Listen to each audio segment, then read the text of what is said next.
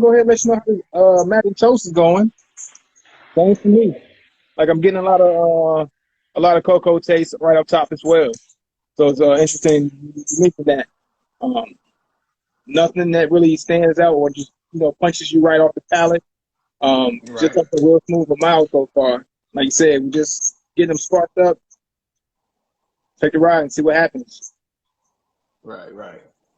Now you touched on having an Alec Bradley, and you said you've been interested in this for a while. Now you said something interesting. You said you wonder, is this cigar gonna can it take it back to where Alec was years ago as far as a name?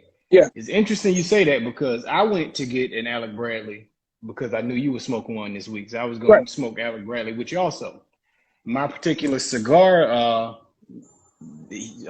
bar that I go to get cigars from the humidor didn't have an Alec Bradley section No no Alec more. Bradley. They said it doesn't sell well, so Wow. they Okay. don't have it. And I was kind of shocked to hear that because I was still holding them in that regard of like one of the bigger brands. Yeah. Are they not no more? Have you noticed a short on Alec Bradley when you go to shops? You know what? I kind of would say that because when I went to go pick up my cigars last weekend, you know, I don't remember a large selection of Alec Bradley, which is probably why the Magic Toast stood out. I actually caught it on the Right. way out. You go in, look around as you're browsing, kind of got an idea what you want, and then you kind of look around to see what you might like as well, like what else sticks out to you. And as I go through my, what I'm saying, shopping experience, as I'm browsing, I don't really remember seeing too many Alec Bradleys. And then as I was leaving, I already had my selections. I started Magic Toast on the way out of the humidor, and it kind of grabbed. Hmm. Now, now that you mention it, I don't really remember seeing any Alec Bradleys throughout the humidor at all. That might have been the only selection. My shop said that they haven't had it in a few months, Hmm. and I'm thinking about it. I'm like, it has been a while since I remember noticing it there because I knew they Hey, had Alec Bradley previously, but it's like, now that you bring it up, I hadn't noticed it in a while. But that yeah, lets now you know you how bring it long up. it's been since Now I that you cared to mention it. even look at it. Like, Yeah. That's the thing. Like it wasn't on my mind, on my radar. As I'm saying in recent months, recent years. hmm. But I remember when we first began the cigar journey with smoking these cigars. It was one of those names that I always heard or always seen. One of those ones Right. that stuck out in the ratings and everything. I don't know how they've been rating over the last couple of years. Haven't really been looking at the ratings over the last few years, but I really remember when we were selling cigars and trying to figure out who was who and what was what. Alec Bradley was always one of those names that was always at the top of the list that always stood out. You know, Right. How does a brand fall off like that in the cigar world, man? Because think about it. A lot of times, the same cigars are being put out. So whatever you become great for, you never really get rid of but creating that particular line. That line lives on. it lives You on. might add some new things to your catalog of cigars that you sell, but you don't get rid of your winners. Yeah, So yeah, yeah, yeah. how do they fall off? It's like that what I'm saying, the flagship of your brand. You keep making the flagship of your brand because that's your constant seller.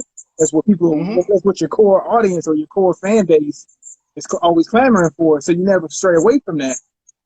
So I wonder, like, you know, Did they stray at some how you point? know, did you stray from what you do well? So that's something to, I guess, to consider and to look into. Yeah, or did the production of the cigars fall off? I mean, are they not being made with the same quality they were previously? Are Yeah. you different tobacco leaves? You know what I'm saying? Or Or, did you or find maybe it? they try to step into a class where they weren't necessarily ready for, you know, and then you step up into a line of certain class, and you just get shunned out because you didn't So live up to break their that down. expectations. Maybe. Break that down a little bit because they were appeared from my point of view, and it was maybe because it was we were early in the game. From my point of view, they were in those classes, maybe just a That's notch what I thought. below, but they That's, were in that class though. yeah. So when I say this, I will bring up Cohiba, right? Cohiba's a Right. name, in my opinion, that you take the most novice cigar smoker or someone who doesn't smoke cigars at all. You say And they know Cohiba, a Cohiba. they know what Cohiba is. You don't have to explain Right. it's a cigar brand.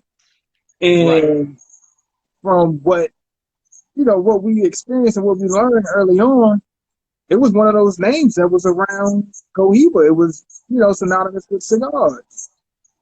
You know, so it's like where do we go from there? So I mean, were they in that Cohiba class of that standard brand cigar? I And wouldn't maybe put them if in they the were like that Cohiba or the underneath that, Romeo y Julieta. I wouldn't put them in none of those categories, but because those are synonymous with cigars. You know what I'm saying? But should it have been in the realm of Rocky? At the time, I thought they were in the realm of at Rocky least Patel. at You know what I'm least that saying? much. Yeah, at least that much. At least that much. Rocky standing strong. Like, you know what I'm saying? I don't know what happened to Alec though. Where's Alec? Where's Alec? Where's